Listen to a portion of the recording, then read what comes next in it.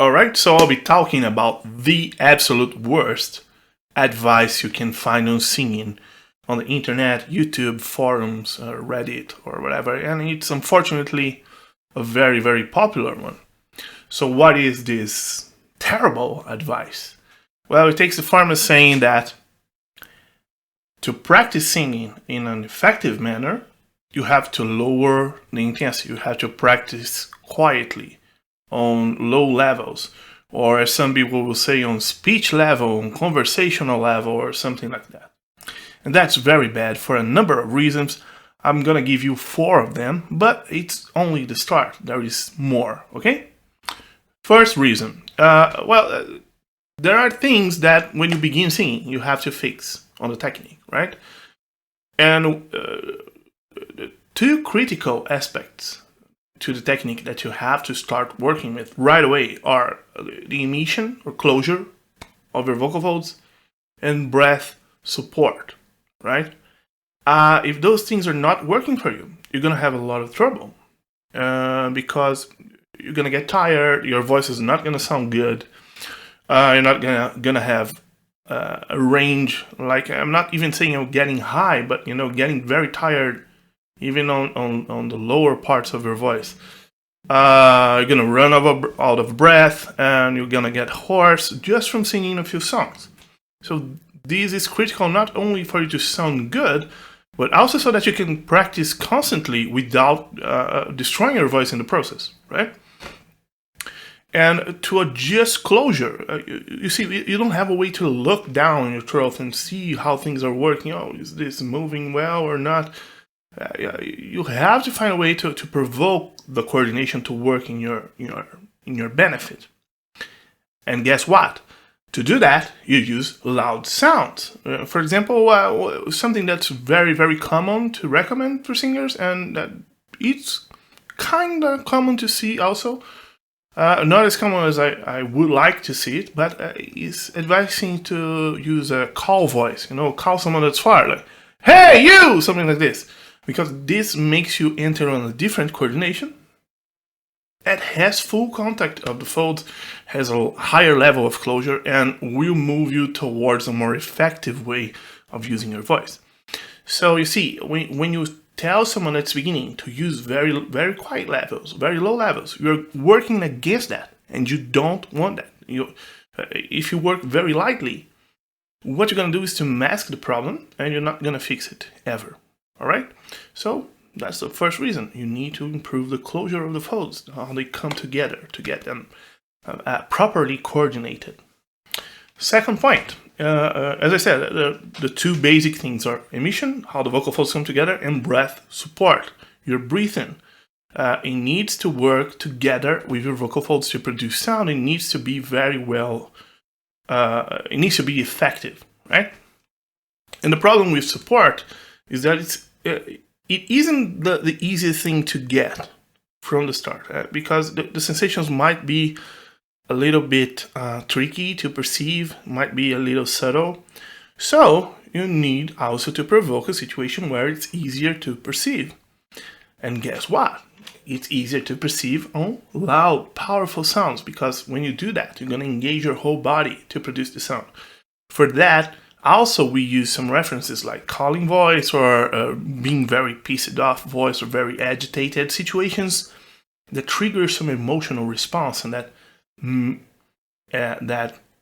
will hopefully lead you to achieve the coordination you want. It's not the only way to do it, but it's one of the ways. But almost all the ways that you're going to do it when you're starting off is going strong, going loud, using your voice in a more out manner, loud manner, and not contained. If you contain your voice, what you do is that you don't need support anymore. You kind of ignore that. And again, it's going to work against you. So, second point, you need to go loud in order to feel what's going on in your body when you're supporting your voice properly, right? So that you can learn the sensations. Third point, right? Something that's very common in those videos is that the person will say, well, you don't have to go loud when you're singing popular music or rock music or metal music because you have, you have this microphone, right? You have a microphone, so you don't need to go loud. That's what that tells me, is that the person that's singing that probably has very, very little experience singing live, especially with rock and metal bands, because it just isn't the case. You need a lot of intensity just to be heard on the microphone in these situations. And I would go even further. If you lower the volume of your voice, the sound of the instruments can be so loud during a show or a rehearsal that they will overpower your voice even if you're very close to the mic. So you're speaking on the mic on a very close range, and the volume of the drums and the guitar and the bass on the room is louder than your voice is close to the microphone. If that situation happens, what's going to happen is that you're going to turn up the gain, and what you're amplifying is effectively the instruments and not your voice. You're making it worse, right? So you need loudness. You need power to do that. Okay, the microphone is not magical. You need gain in order to do that, and if there is a limit to that. You cannot turn the gain to infinity. There will be a point where everything will start to ring. The feedback will be almost unbearable. So, no magic. The microphone cannot do that. So, third point, you need to go loud in order to be heard. No other way around it. And the fourth point, and this is not comprehensive, okay? This is not all there is to it, but the fourth point, which is also very important. The human voice responds a lot to dynamic range. There is a very, very big difference between using your voice in a softer manner, like I'm doing right now. If you let your volume go down, your voice will become softer, smoother. Kind of rounder, more mellow.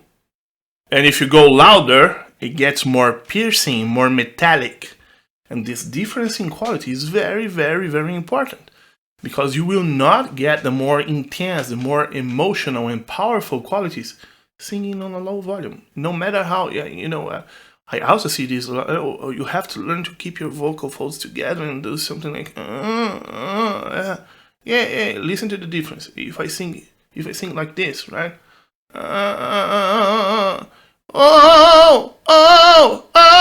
Compared to this.